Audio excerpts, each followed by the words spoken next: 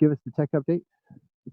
Yes, I will. Let me add my link to the document here.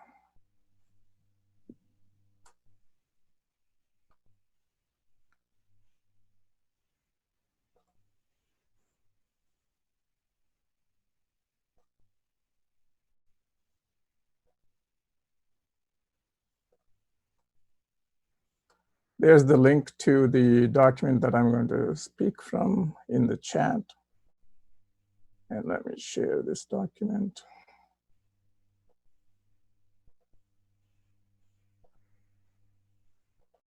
Okay, so this is Community Update 100. I put an announcement in the public RChain a few days ago on Saturday saying that we went into 0917 in the testnet that includes cost accounting. So right now, that's what is in the testnet, and we are getting ready to release 0918, and I'll speak to what is in 0918 here briefly. So one of the main things, oops. Is everyone still able to see my screen? Yes, we can see it. Okay, I just want to make sure because it seems to have gone off my focus here. So on the mergeability front, which is basically the one feature cleanup or feature improvement that we're working on, the per validator vault is tested and it's just going through its final review, and we will be merging that soon into 0918. The description of what it is about is there in that particular link on the gist that I posted here. There are additional things we're going to try and do for mergeability for the next few weeks. One is in the R space, and again, the link for what that is about is the merging of tuple spaces in some situations where merging is possible. So that's what is being done in that bullet about working on the R space improvement to mergeability. And then we will look at what else is available to improve mergeability overall.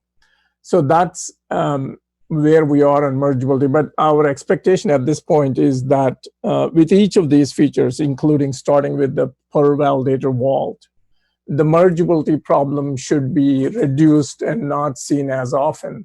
And as we get each of these features in, it should not be visible and or substantially reduced. So that's the goal there. In terms of hardening, we found one issue since this 0917 release with cost accounting.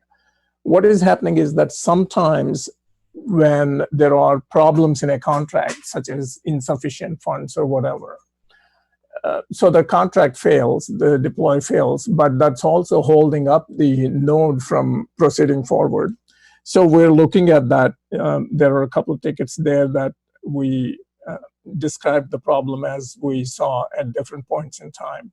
But essentially, it boils down to catching those conditions where there's a problem deploy and then isolating that through exception handling.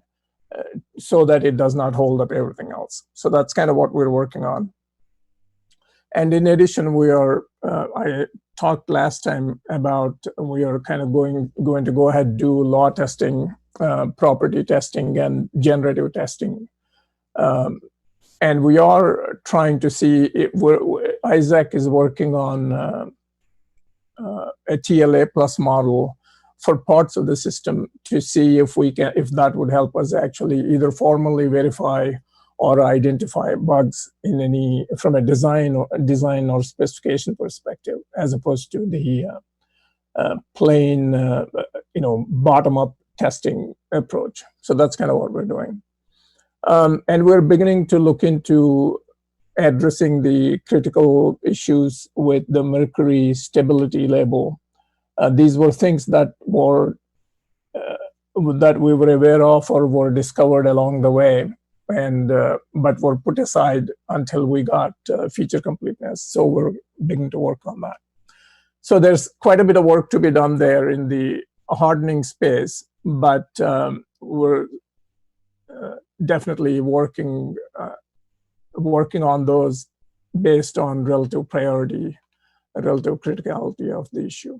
So that's the situation with the hardening. The other part is really looking at the usability of the platform. So we're looking at it from the standpoint of developer, dApp developer requirements, Exchange requirements, and what kind of tools are needed. So Tomislav put out a new HTTP interface for dApp developers so that you can quickly and easily get to parts of the block API with that interface. It's not, it's still being reviewed, and I think Tomislav is still doing some work on it on the 2811 pull request, but it will be in there in a few days. And then the rest of it is really we're kind of capturing the requirements and going after them one by one, whether that's a block explorer or documentation needed for exchanges and things like that. The other thing in this area is this RCAT, digital asset management. We're trying to rebase that to the current code because it had not been touched in a long time. And once that rebasing is done, we may be able to look more into how that can be available for any application that needs digital asset management backend. And integration with dappy.tech that Raphael has developed is one of the first things that we're looking at for that. There was a request to provide at least a 2-node network for dApp developers, something that's stable, that the development team testers are not testing on or running any other contracts or something like that. So we're looking at providing that so that the dApp developers can use that exclusively. So that's in terms of the platform usability tools segment, I guess. In terms of performance improvements, again, that's another area we're looking at closely. Right now, we're running with a single parent to find out what the performance bottlenecks are. We're using flame graphs to do that, and Marcin has worked on this pull request 2812, which is improving the performance of replay or space matching. And that just that one thing seems to have provided a 14x improvement, at least the way we're looking at it. And now that that's out of the way, we're going to run more flame graphs. So we're going to find the next bottleneck and the next bottleneck. And we're going to try and do this also with more parents greater than one, maximum parents greater than one, and with multiple contracts, and then see what shows up as a potential area for improvement, and then go after that. So that's what we're doing. And at some point, we did some work with community members like Raphael in the past to say, okay, what kind of performance are we seeing? So once we put some of these improvements in there, we're going to go back and start getting those numbers validated with the community members. So that's where we are on performance. And as we go along, we are catching whatever optimizations and bug fixes on an ongoing basis. The 0918 probably would be ready after the Thanksgiving holiday sometime next week. So I want to take this opportunity to say happy Thanksgiving to everyone that's celebrating Thanksgiving. And I wanted to particularly send my thanks to the development team for all their hard work and for getting us, we're almost close to public beta in the next few days, and then mainnet after that.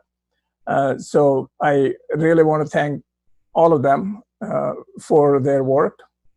And I want to thank everyone in the community for supporting the team through all of this.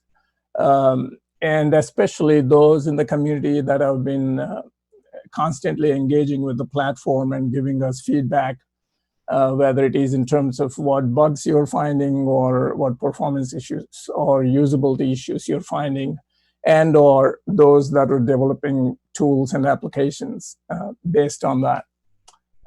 And what we are kind of moving towards is making the team more of a core plus tools type of a team rather than just a core team. You'll see that we're integrating more and more anybody in the community that's doing either tools work or DApp frameworks work or things like that. We're trying to integrate them more and more into the core team. So once again, thank you very much. And if you have any questions, I'll be happy to answer them at this point in time.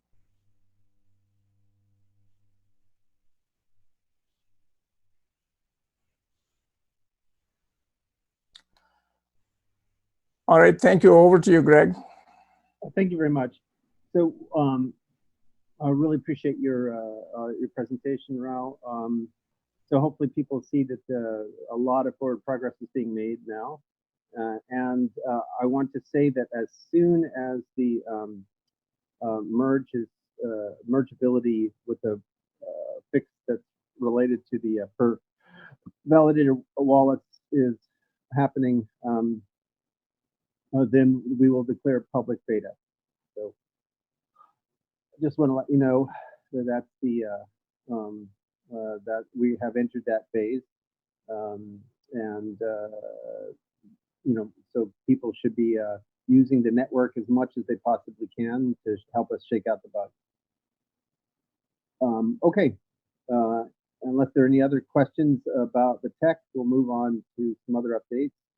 So yesterday the board had a special meeting. We discussed several items, some of which will be for closed door sessions. But one of them is we are working with the Chinese community and exploring the idea of setting up a Chinese entity. Don't know if it's legally the right vehicle to call it co-op. There are co-ops in China, but they're predominantly agricultural. Although we have found some evidence that there are industrial cooperatives.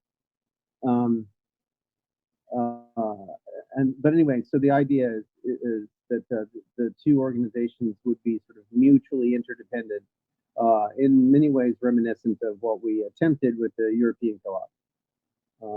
So this is this would help with a lot of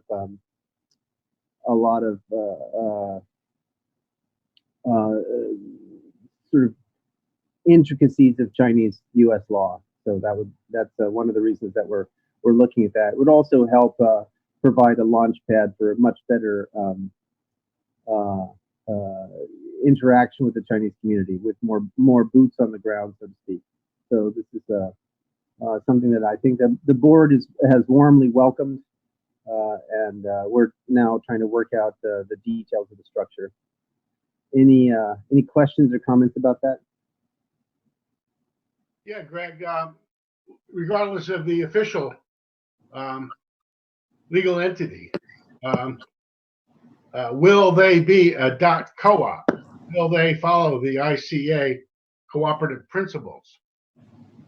So that's a really important question, and one that we're still working out. I mean, that's what we're hoping for, right? That's the ideal situation. I think a lot of the Chinese community were unaware of what co-op means, and you know, at least in terms of the legal side and the governance side. So we're bringing people up to speed on that, and that's actually been a very good thing. A lot of people's eyes were open in terms of exactly what it means regarding governance and member benefits and things like that. Yeah, I think with the platform cooperativism, you've got people value is not being extracted from people. The value is being given back to them. I agree with you 100%, Jim. 100%. So it looks like I will be returning to China at the beginning of next week. There's an event in Guangzhou, if I have the name of the city right, that where there'll be a lot of blockchain media and blockchain, sort of a lot of participants in the blockchain community. So we will be presenting. It looks like at one of the dinners there. It's still we're still working on all the logistics, but that's the idea. So we scrambling to put it all together, but I think it should be good for the co-op in a lot of different regards. So that's why I'm sort of making the sacrifice to do another 24 hours worth of travel on both ends to get over there and talk about RChain to more of the Chinese blockchain community. Trying to think, is there anything else we want to hit on? If you one thing that's well ahead of schedule is today we talked about a draft version of a spec for the Ladle algorithm, the full complete proof theory of Ladle, and so that was on RCast. In it, you will find in the RCast you'll find a link to the draft spec,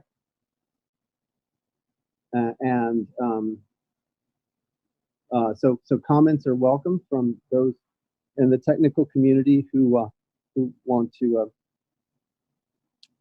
comment on it, and take a look at it.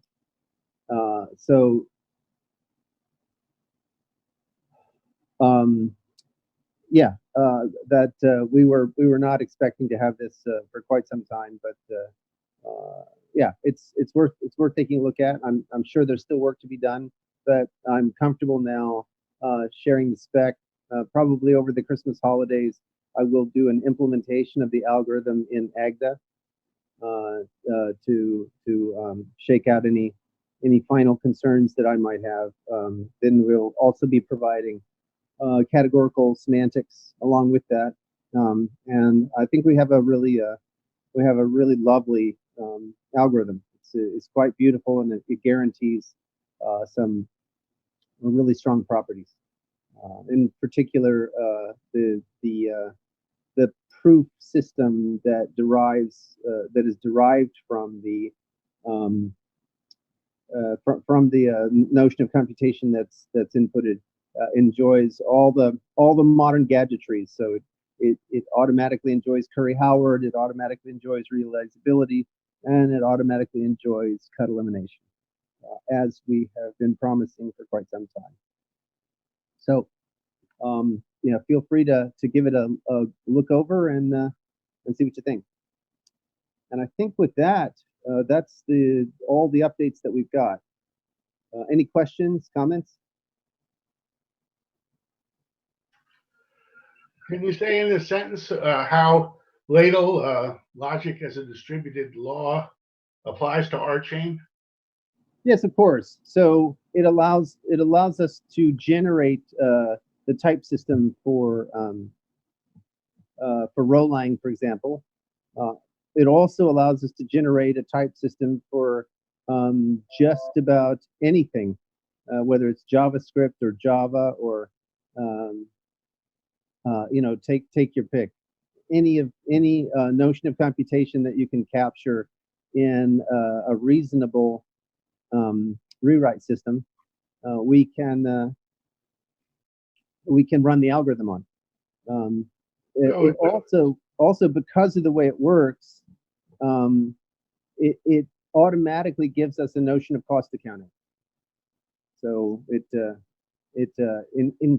comes with the whole thing hinges on having to provide an evaluation context. So that evaluation context can be mapped onto flow, for example, having enough flow or having enough ether.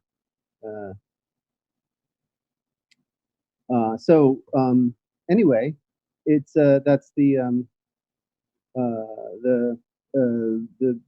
in a nutshell. But it's much bigger, right? Because as I've mentioned many times before, when you look at a type system the right way, it becomes a query language, right? So whether you're talking about smart contracts that are stored on the blockchain, or you're talking about code stored in GitHub, code is a data asset, and you'd like to be able to search the data asset on the basis of structure and behavior, and not just on the basis of metadata and social searches. And these types are articulated enough that you can do that. You can search on the basis of structure and behavior. So it has a lot of different uses. And then finally, because it doesn't just apply to, or because of the scope of the application, you can apply it to other kinds of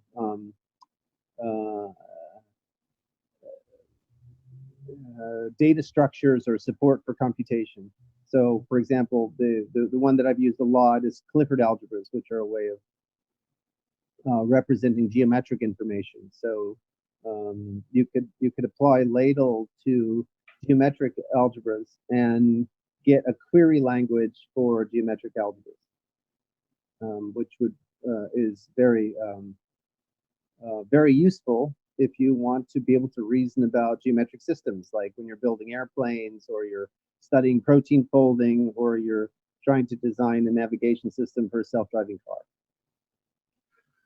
So would you say that you can it's a way of determining quantum causation on a network? I haven't said anything about quantum mechanics. Well, it's nice. The Clifford algebras is, no, same thing. No, really not. No, Clifford algebras are just really about geometry. I mean, they may be applied in quantum mechanics. I've seen them more applied in special relativity and things like that, or general relativity and things like that, but not quantum mechanics. They might be. I'm unaware of that thread of research. Well, in any case, it's awesome. I mean, this is, the behavioral types. This formalizes what you've been saying for years about the behavioral types. Yeah, I mean, we have one that's tailor-made just for Rolang. The namespace logic will do the job, but this does more. It does considerably more.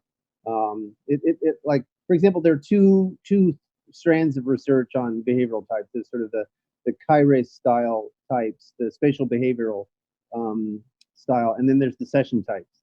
And this gives us both. You get both session types and spatial behavioral notions unified in one system. So it's got a lot of really, really excellent properties. So I'm really looking forward to people looking at the algorithm and the resulting type system and pounding on it and telling us where we got things wrong. I guess universal computing mapped according to function. This is really a structure and function. Yeah. Okay, thanks. Thank you. Okay, any other questions or comments before we sign off and wish everyone a happy Thanksgiving?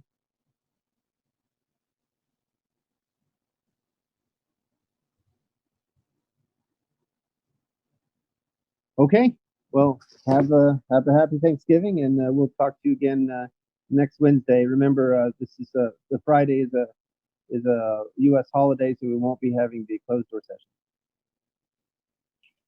But is there going to be the climate call and all that? I'm going to leave that up to I'll let it self-organize.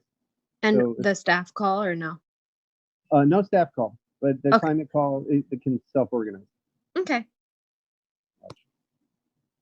All right, folks, have a good one. Thanks, everybody. Thank you.